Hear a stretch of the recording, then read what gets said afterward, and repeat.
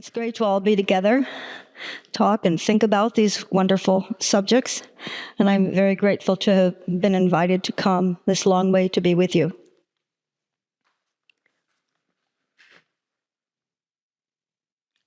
First slide is up, I see. Good. Hildegard of Bingen's view of nature and the cosmos introduces the thought world of a 12th century Benedictine nun and theologian from the Rhineland. Running like a thread through her many writings and other accomplishments, which you can see listed here, is a history of creation and recreation. Her understanding grows out of the creation story found in the biblical book of Genesis. Thank you. And she developed this inherited tradition within a 12th century Christian framework. Like the classic theologian Augustine before her, who wrote 5 treatises or parts of treatises on the opening of the Bible and the days of creation, Hildegard engaged the divine through the world around her and believed the natural world to be filled with theological understanding. In this short paper, I will examine some themes within Hildegard's liturgical works and her illuminated theological treatise Scivias to demonstrate her ideas about nature, ideas that were practiced within the study and singing of the community she had been chosen to lead. Hildegard believed the natural world evolved in stages, beginning with the days of Genesis.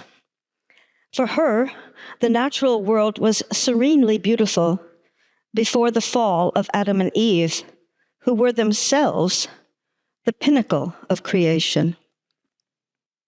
Hildegard spoke about these marvelous beings in the text of her chant, O quam mirabilis est. Their creation was divinely foreknown before the ages began, and the glorious human face contained a summary of the entirety, roused to life by the breath of the Holy Spirit. From the beginning, then, the natural world must be understood with humans as a part of it. Oh, how marvelous is the foreknowledge of the heart of God, that foreknew all creation. For when God looked on the face of the person God had formed, God saw all created works whole in the form of that person. Oh, how marvelous is the breath of the Spirit that roused the human to life. Light was created on Genesis day 1, and it was instantaneously separated from darkness. Accordingly, then, the angelic hosts, creatures of pure light, were separated from darkness, which included the fall of Satan and his minions. From the beginning of creation, then, the natural world contained the potential for good and for evil. This polarity meant that those marvelous human beings were born into a world of choice, and from the beginning, they chose poorly. The felix culpa, the happy fault, Adam and Eve's fall through disobedience, blighted the natural world. But Hildegard was especially interested in a time-altering event, one that would set in action the wheels of redemption, a kind of recreation, offering the possibility for new choices within a renewed natural world directly related to her sophisticated Mariology. Hildegard said of humankind, "You are exiled because Adam fell, but in you, O praiseworthy Mary, the elements recovered joy, with heaven blushing and resounding in praise." Human action and human choice would drive the state of the natural world in this view. How nature continued would depend on us as groups and as individuals.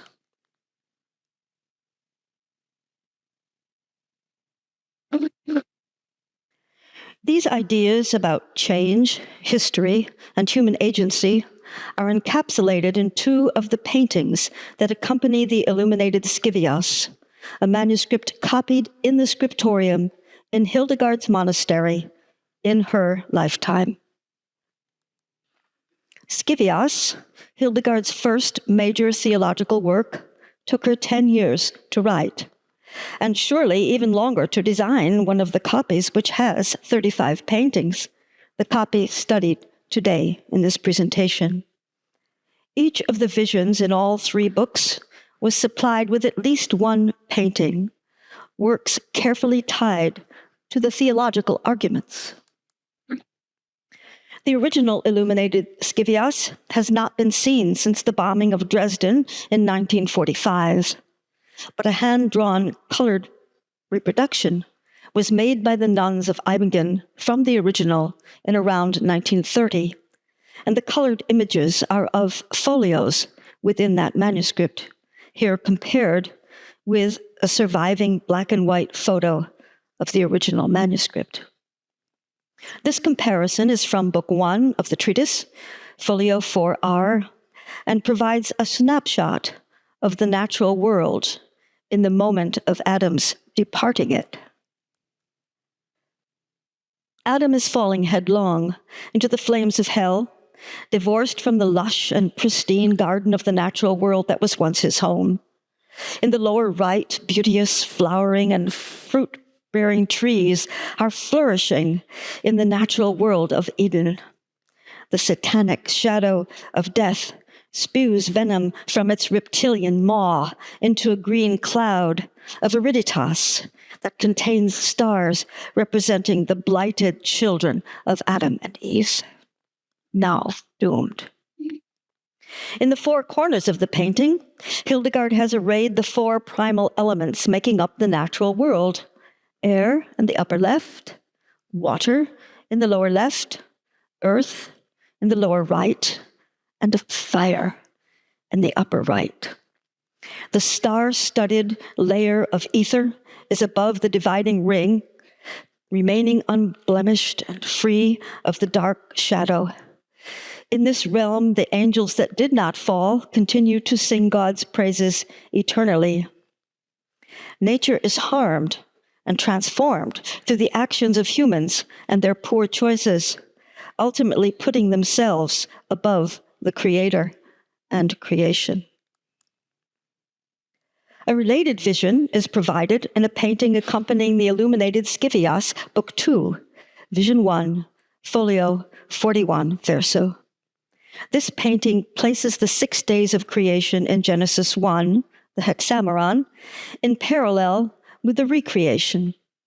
In both, the agent of creation is the second person of the Trinity, the eternally begotten Son. At the top, the Trinity, usually depicted in Hildegard's illuminations by a wheel, has a silver prong descending from it into the dark matter of precreation. The days of creation are then made by it, and the silver circle surrounding them organizes the threads of matter. The roundels represent the days of creation of the natural world, reading left to right in each row: light, the creation of angels, the division of waters, the dry land and plants, the stars and planets, creeping things, the fish and the fowls, and the beasts and humans, in this painting with humans rising from the hot mud just below the 6th day. Near the Trinitarian wheel at the top of the painting, a human is offered a lily in a kind of reverse Annunciation scene. Hildegard says the human turns away, that is, he sins against the Creator, and this human falls, a burnt crisp, into what becomes the realm of entrapped fallen human creatures. But below the entrapped human, the figure of Christ rises from the Trinity, offering a second chance. The bright stars in the dark layer are patriarchs, prophets, Old Testament figures who predicted the coming of the Messiah, and the brightest of these represents John the Baptist, the last of the prophets.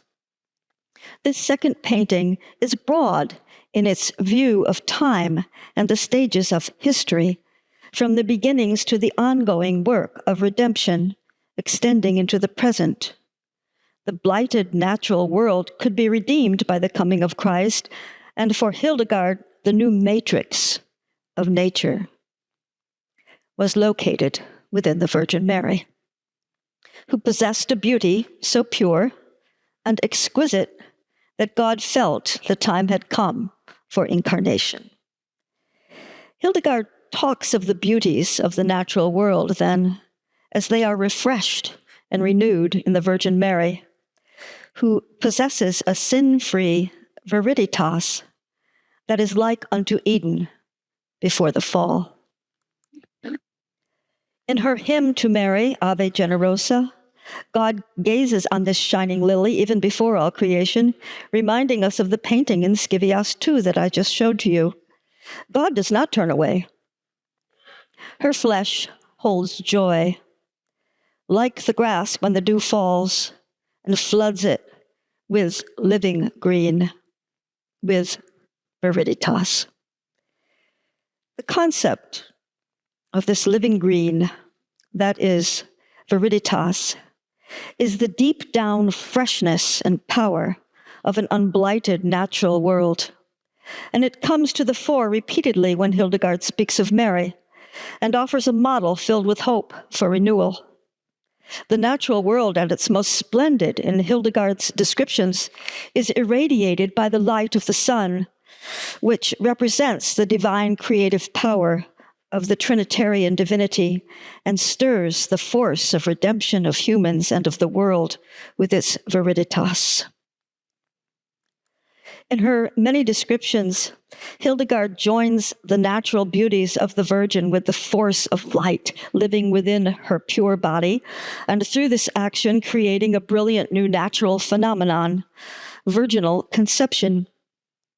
This interaction between the human and the divine in the act of recreation is found in her antiphon for Mary, O Splendidissima Gemma, the chant that leads off the 14 poems found near the close of the treatise Scivias.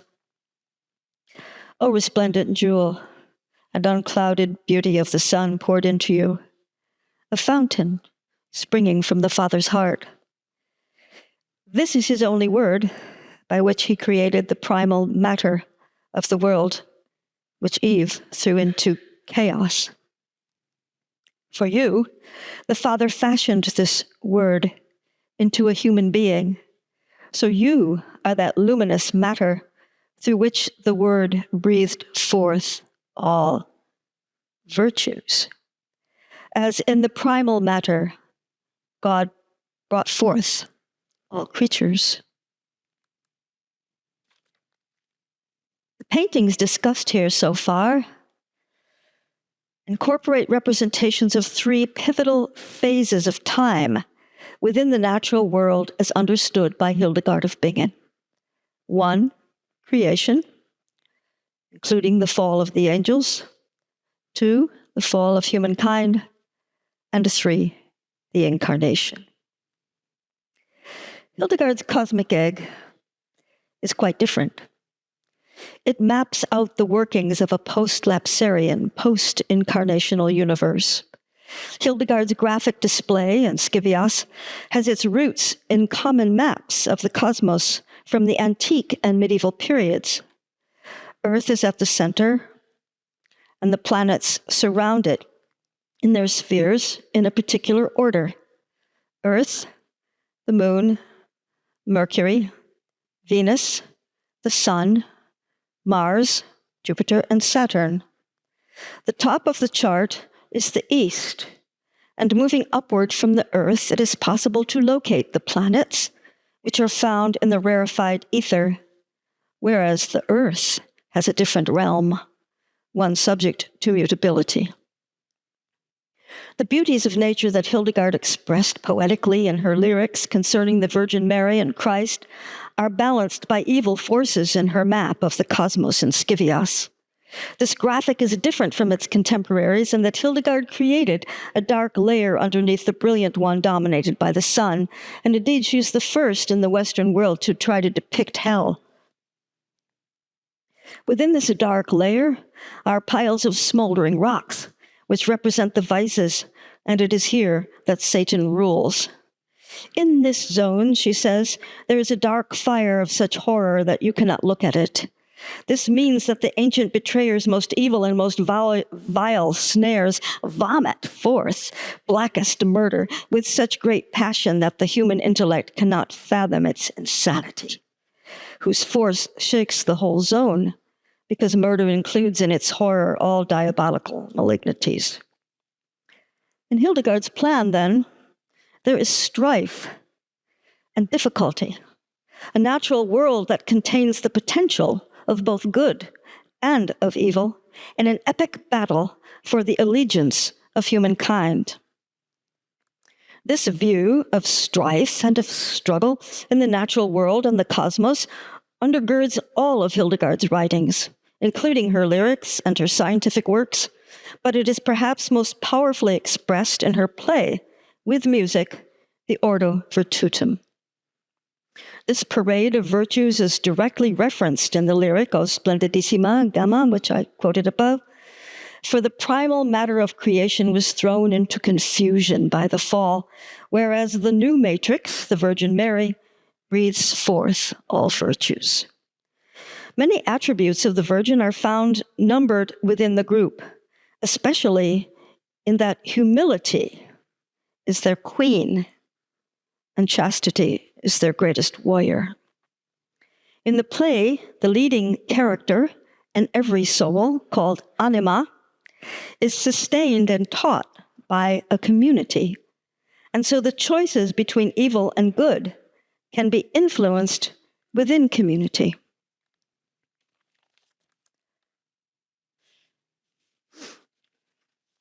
In the play, the glories of the natural world are expressed through this group, the virtues, who fight against the satanic forces to save a fallen soul. One of the most revelatory of their expressions to the soul is the song O Vivens Fons, which again references the lyric O Splendidissima. The sun poured into you, a fountain springing from the Father's heart. O Vivens Fons falls at a pivotal moment in the play, and both its text and music inspire the fallen soul, anima, to be ready to confront Satan and defeat him, which indeed in the play she does. O living fountain, how great is your sweetness, you who did not reject the gaze of these upon you, but acutely foresaw how you could avert them from the fall the angels fell, which no law allows to be thus. So rejoice, daughter Zion, for God is giving you back many whom the serpent wanted to cut from you, who now gleam in a greater brightness than would have been possible before. The fountain in the play is sweet, and it's open to all who desire its life-giving waters, with an allusion here to the redemptive power of baptism and the importance of water in sustaining viriditas. Once again, Hildegard returns to the theme of light, so crucial in O Splendidissima cited above. Those who have come to the fountain have been redeemed. They are now a new creation, one that is even more glorious than what was made from the first primal matter. These new humans spring from a different matrix and belong to a recreated natural world, one filled with the potential for viriditas.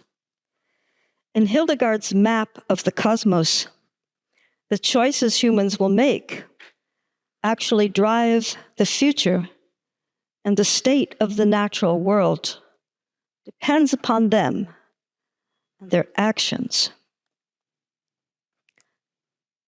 Do you think you can make that play? It's from the model of the cosmos that I'm making. There we go. I just wanted you to have a taste of it and be welcomed into Hildegard's cosmic vision.